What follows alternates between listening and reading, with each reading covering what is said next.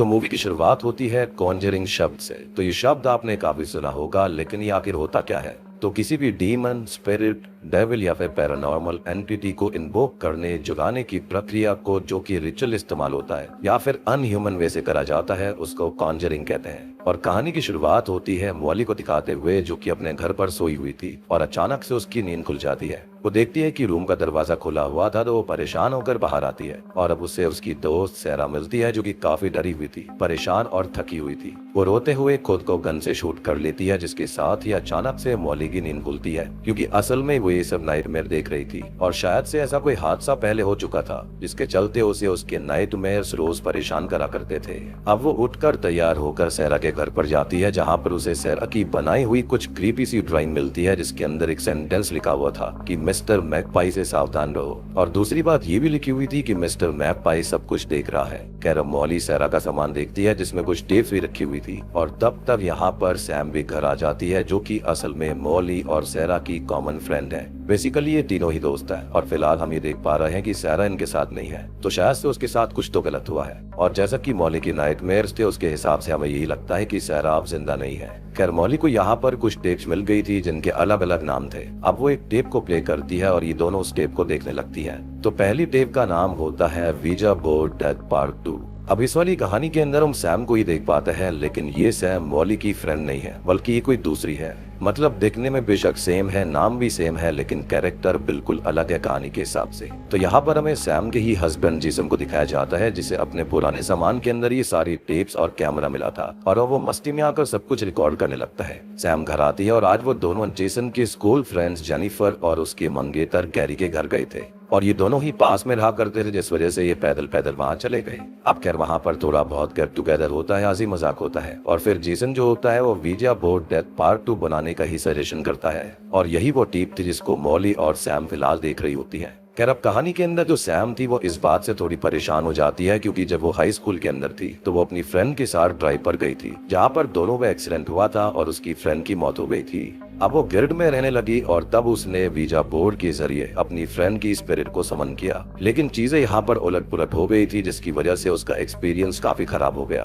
और तब से वो वीजा बोर्ड के लिए थोड़ी सी स्केप्टिकल हो गई थी। अब सभी लोग उसको समझाते हैं, मनाते हैं कि काफी पुरानी बात हो चुकी है, लेकिन अगर फिर भी उसका दिल नहीं मान रहा है तो वो एक्ट ना करे और यहाँ पर वो कैमरा पर्सन बन सकती है, इस पर वो मान गई थी। यानी कि यहाँ पर रिकॉर्ड करने वाली इस टेप को वही थी। खैर अब तभी जेनिफर, गैरी और जेसन वीजा बोर्ड प्ले करने लगते हैं और सैम वीडियो रिकॉर्ड करने लगती है। अब तभी जेनिफर अपने बेटी द बुचर वाले रोल को रिप्राइज करती है और थोड़ा सा हॉन्टेड बिहेव करके, थोड़ा सा एक्ट करके, हंसी मजाक करके उनकी ये वीडियो या फिर ये कहीं की शॉर्ट मूवी रेडी हो गई थी, जिसको अभी हम देख रहे थे, और इसका नाम मैं आपको ऑलरेडी बता चुका हूँ। अब थोड़ी देर के बाद में सैम और जेसन घर के लिए निकल जाते हैं और रास्ते में भी जेसन रिकॉर्डिंग ही कर रहा था, जिसे सैम रिकॉर्डिंग बंद करने के लिए कहती है और कहती है कि जेनिफर और गैरी जेसन के दोस्त हैं और वो लोग अपनी पुरानी बातें करते रहते हैं और सैम का उनसे कोई लेना देना नहीं है, तो वो वैसे भी कंपनी ज्वाइन नहीं कर पाती। सीधी बात है कि जेसन को मजा आता होगा, लेकिन उसको बिल्कुल भी मजा नहीं आता। ऊपर से ये वीजा बोर्ड वाला खेल उसे जरा सा भी नहीं पसंद है। सैम ये कहती है कि जेसन को सब कुछ पता था, फिर भी उसने ये खेल खेला, और फिर वहाँ पर दोस्तों के सामने सैम मना भी नहीं कर पाई। अब जेसन उसकी बात को अभी भी मजाक में ही ले रहा था और वीडियो अभी भी चालू होती है कि तभी उसे रोड पर थोड़ी ही दूरी पर कोई व्यक्ति दिखाई देता है, जो कि अचानक से गायब भी हो गया था। लेकिन अभी सैम नाराज थी, तो वो इस पर इतना ध्यान नहीं देती और जेसन भी इसको इग्नोर कर देता है। दोनों घर आते हैं, जहाँ पर सैम अभी भी गुस्से में थी और जेसन स्टिल रिकॉर्ड कर रहा था। वो ये कहती है कि उसे वीजा बोर्ड नहीं पसंद, क्योंकि उसने सालों तक गिल्ट झेला है, फिर सालों तक हॉन्टिंग्स भी झेली, तो वो इन सब चीजों से बिल्कुल दूर रहना चाहती है। और ये बात जेसन अच्छे समझ ले, इसको वो पहले भी सब कुछ बता चुकी है और अब वो उसको एक बार फिर से बोल रही है कि उसको वीजा बोर्ड से बिल्कुल दूर ही रहना होगा।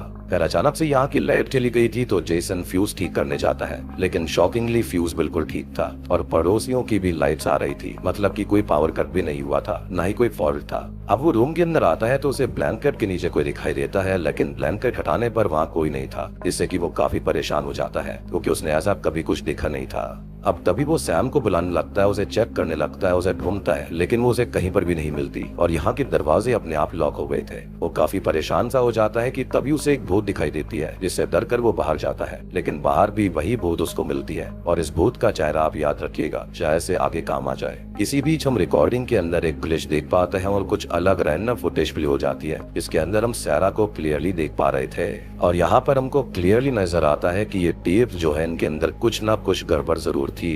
एनीवेज क्लिप फिर से हमको जीसन को दिखाती है, जो कि जैसे तैसे उस भूत से बचकर गैरी के घर पर आ गया था, जहाँ पर उसे डरी हुई जेनिफर मिलती है, जो कि कहती है कि सैम यहाँ पर आई हुई है, जो कि बिल्कुल पागल हो चुकी है। अब वो सैम को ढूंढने ऊपर जाता है, जहाँ पर पजेस्ड हुई सैम ने गैरी का गला चबा दिया था और नीचे वो गोस्ट जो होती है वो जेनिफर के ऊपर हमला कर देती है। अब ये भूत और पजेस्ड हुई सैम जो होती है वो जेसन को घेर लेती है, जिसके साथ ही ये वाली फुटेज यहीं पर खत्म हो गई थी। खैर अब यहाँ पर वापस से कहानी प्रेजेंट टाइम में आ जाती है, यानी कि मेन मॉली और सैम पर। अब मैं यहाँ पर आपको एक चीज और समझाना चाहूंगा कि आगे जाने से पहले आप फुटेजेस के अंदर सेम चेहरे बार बार देख सकते हो, तो इनको आप ध्यान से देखते रहिएगा, क्योंकि आगे आने वाले टाइम पर आपको इसकी जरूरत पड़ने वाली है। और यहाँ पर आप किसी भी कैरेक्टर से कंफ्यूज मत होना। कहानी के अंदर जब कैरेक्टर होंगे स्टार्टिंग में वो बिल्कुल अलग होंगे और मेन कहानी के अंदर जो चल रहा है वो अलग होगा। खैर मॉली सैम से ये कहने लगती है कि वो इस फुटेज के अंदर क्या कर रही है, लेकिन सैम को इसके बारे में कोई भी आइडिया नहीं था कि उसके जैसे दिखने वाले लड़की इस फुटेज के अंदर कैसे आई। तो मॉली यहाँ पर उस पर शक करने लगती है कि सैम और सैरा ने ही इस फुटेज को बनाया होगा। इस पर सैम कहती है कि उसको पता भी नहीं है कि वो उस फुटेज के अंदर आखिर आई कैसे, और ये बहुत ही ज्यादा वियर्ड बात थी। अब तभी मॉली फिर से यही कहने लगती है कि ये फुटेज उसने और सैरा नहीं बनाई है, लेकिन सैम का ये कहना था कि उसने सैरा के कॉल्स तक को उठाना बंद कर दिया था, क्योंकि वो पागल सी हो गई थी, अजीब बातें करती थी और बार बार कॉल करती रहती, उसे कोई मेंटल हेल्प की जरूरत थी। खैर अब दोनों की बहसबाजी के बाद में ये दूसरी फुटेज प्ले करते हैं, जिसका नाम होता है पोसेशन। तो इसके अंदर हम डेव और जॉनी नाम के दो यंग वीडियोग्राफर्स को देख पाते हैं। जॉनी असल में हॉन्टिंग्स और सुपरनैचुरल एलिमेंट सिनेरियोस की वीडियो बनाता था, जिनको वो ऑनलाइन सेल करके अच्छे पैसे कमा रहा था। अब एक दिन गैबी नाम की लड़की उसे कॉल करके अपने अपार्टमेंट में बुलाती है, जहाँ पर दूसरी लड़की असल में पोजीशन में थी। खैर वो दोनों उस लड़की को देखते हैं, जो कि बहुत ही ज्यादा डरावनी दिख रही थी, और तभी गैबी गन निकाल कर ये कहती है कि अब वो दोनों उसकी मदद करे, और वो खुद भी अजीब बर्ताव कर रही थी। ये दोनों आपस में बात करते हैं, जहाँ पर देव काफी डर गया था, लेकिन जॉनी उसको समझाता है कि ये पक्का प्रैंक होगा और इससे उनकी वीडियो भी अच्छी बनेगी, प्लस गैबी भी एक्टिंग कर रही होगी और वो गन भी नकली है।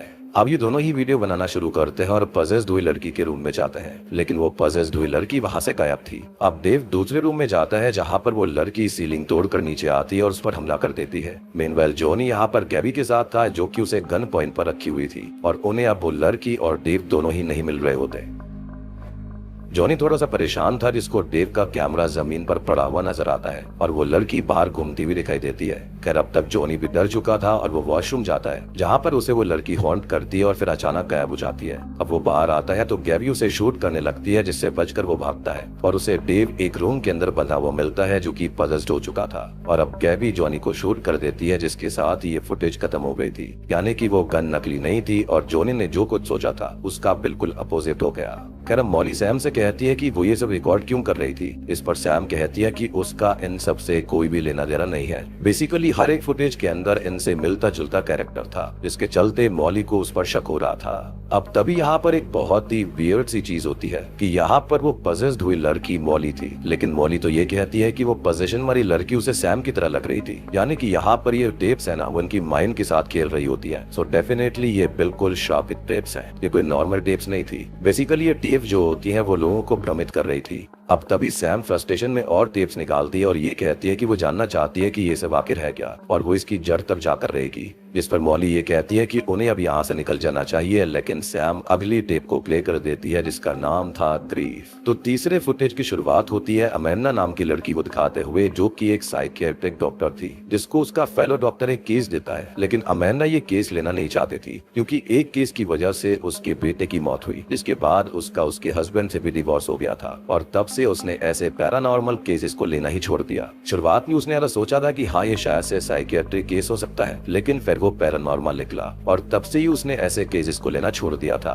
खैर अब डॉक्टर उसे इंसिस्ट करता है कि ये केस माइकल नाम के लड़के का है और उसे उसकी हेल्प की जरूरत है, जिसके चलते वो मान जाती है। खैर अब अमेंडा अपने एक्स हस्बैंड स्टीफन से बात करके उसको केस के बारे में बताती है, लेकिन वो उल्टा उसको समझाने लगता है कि वो इस केस को बिल्कुल भी ना ले, क्योंकि आखिरी टाइम काफी कुछ बिगड़ गया था और सब कुछ फिर से होने की संभावना है, जिसके अंदर वो खुद को नहीं संभाल पाएगी। लेकिन वो अपने एक्स हस्बैंड की बात नहीं मानती और ये कहती है कि उनको अगले वीक तो मिलना ही है। खैर अब ये सेशन 3 दिन तक चलने वाला था, जिसमें पहले दिन माइकल आता है, लेकिन वो बहुत ही डरा हुआ था और परेशान था, क्योंकि ये कहता है कि वो बुरा इंसान नहीं है, वो कुछ भी गलत नहीं करना चाहता, किसी को भी दुख पहुंचाना नहीं चाहता, लेकिन मिस्टर मैकपाई ये करवाता है। इस पर अमेंडा पूछती है कि मिस्टर मैकपाई है कौन। इस पर वो कुछ खास जवाब नहीं देता और सेशन अंत हो जाता है। इनफैक्ट आपको याद हुआ कि शुरुआत में सैरा ने भी अपने ड्राइंग्स के अंदर वहाँ पर मैसेज छुड़ा हुआ था कि मिस्टर मैकपाई से दूर रहना, उसकी बात मत सुनना, यानी कि यहाँ पर जो कोई भी एंटिटी है या फिर जो कुछ भी है वो मिस्टर मैकपाई ही थी। अब अमेंडा रिकॉर्डिंग करती है जहाँ पर वो बताती है कि माइकल को कोई मेंटल इलनेस या फिर डिसऑर्डर है और नेक्स्ट वो हिप्नोसिस ट्राई करने का सोच रही है।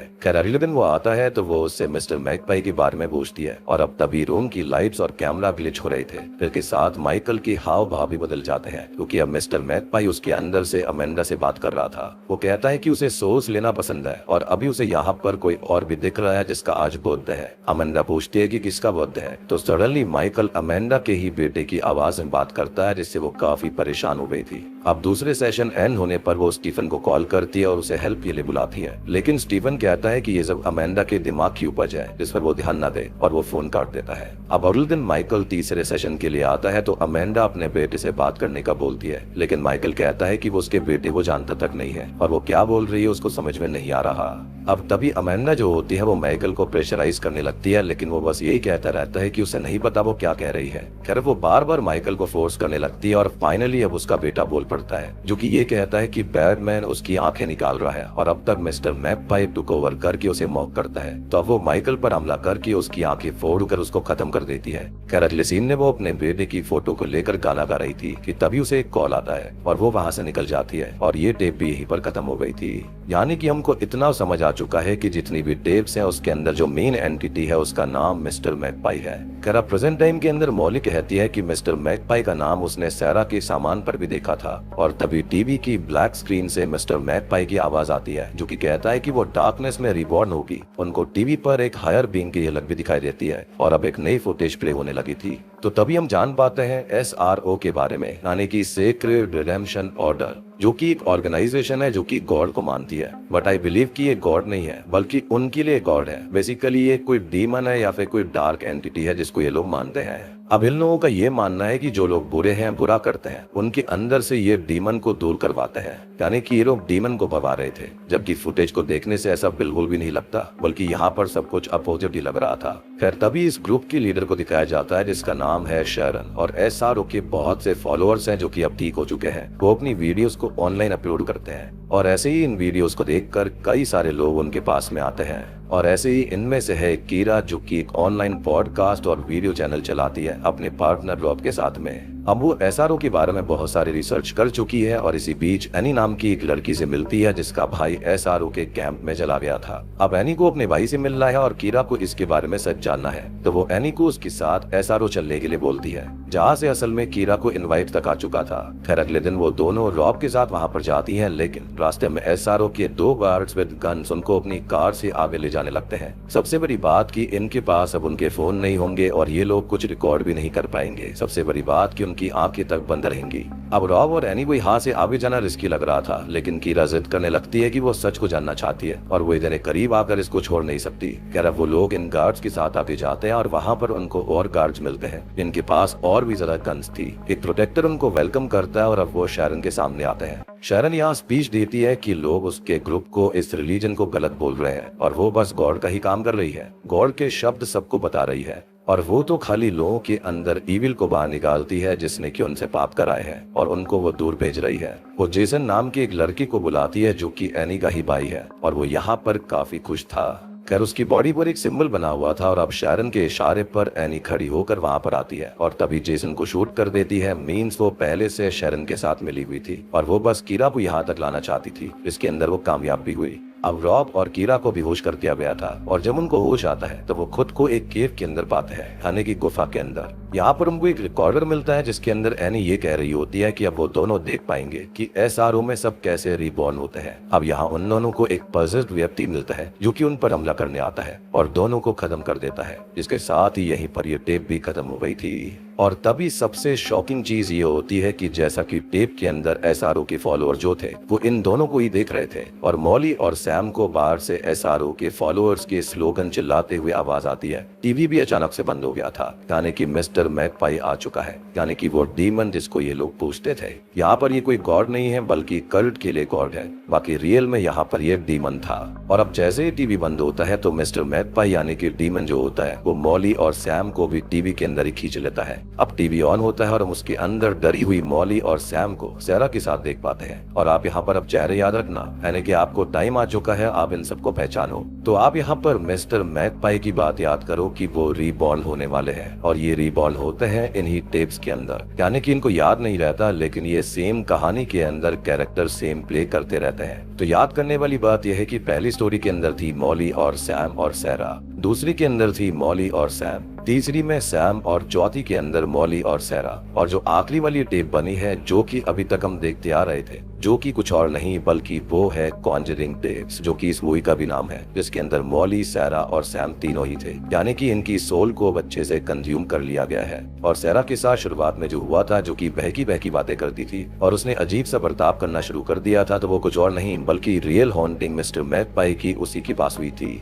सबसे पहले मिस्टर मैगपाई ने उसको ही कंज्यूम किया था, जिसके बाद यहाँ पर इन टेप्स को छोड़ दिया गया इस कल्ट के द्वारा। और अब ये सारे बुरे सपने जो थे वो आ रहे थे मॉली और सैम को, जिसके चलते ये सैरा के घर पर आए थे जहाँ पर इनको ये टेप मिली, जो कि कल्ट और डीमन चाहता था ताकि उसको ज्यादा से ज्यादा सोल्स मिलती रहे। एंड आई बिलीव कि ये जो कल्ट है ना वो इस डीमन को रियल लाइफ के अंदर पैदा करवाना चाहता है, इसके चलते उसको काफी सारी सोल्स लगेंगी। आपको याद होगा आपने सिनिस्टर नाम की फिल्म देखी होगी, उसके अंदर बगोल जो एंटिटी थी वो भी बिल्कुल यही सेम चीज करा करता था। वो टेप्स के जरिए बच्चों को परेश करता था, उसके बाद में उन्हीं से अपने माता पिता को खत्म करवा दिया करता। इसके चलते उसे बच्चों के साथ साथ पूरे परिवार की सोल्स मिल जाती थी और ये जो बच्चे हुआ करते थे वो उसकी टीम थी। बेसिकली यही बच्चे यहाँ पर और बच्चों को लाया करते थे और इन टेप्स के जरिए सब कुछ हुआ करता। तो इस मूवी के अंदर भी सेम चीज के ऊपर सेम चीज दिखाने की कोशिश करी गई है। और अब अगली बार जो कोई भी इसका विक्टिम बनेगा उसको इन टेप्स के साथ साथ कॉन्जरिंग टेप्स भी देखने के लिए मिलेगी, जिसके अंदर सैरा, मॉली और सैम तीनों ही होने वाले थे और इनकी एक अलग ही कहानी दिखाई जाएगी, जिसके चलते यहाँ पर और भी सोल्स को कंज्यूम करेगा मिस्टर मैगपाई। और मैंने आपको स्टार्टिंग से कहा था कि सारे के सारे चेहरे आप याद रखिएगा, क्योंकि यहाँ पर सारे के सारे चेहरे सैम, मॉली और सैरा से ही मिलते जुलते थे। बेसिकली यहाँ पर ये डीमन था ना, वो एक दूसरे को ऐसी चीजें दिखवा रहा था, उनके माइंड के साथ खेल रहा था, जिससे सबको एक दूसरे पर ही शक होने लगता हो। और बस अब क्या था, अंत में यहाँ पर सैम, मॉली और सैरा जो थे वो इस डीमन की भेंट चढ़ चुके थे और इस कल्ट का मकसद भी पूरा होना शुरू हो चुका था। इसी के साथ में कॉन्जरिंग टेप्स मूवी यहीं पर खत्म हो जाती है।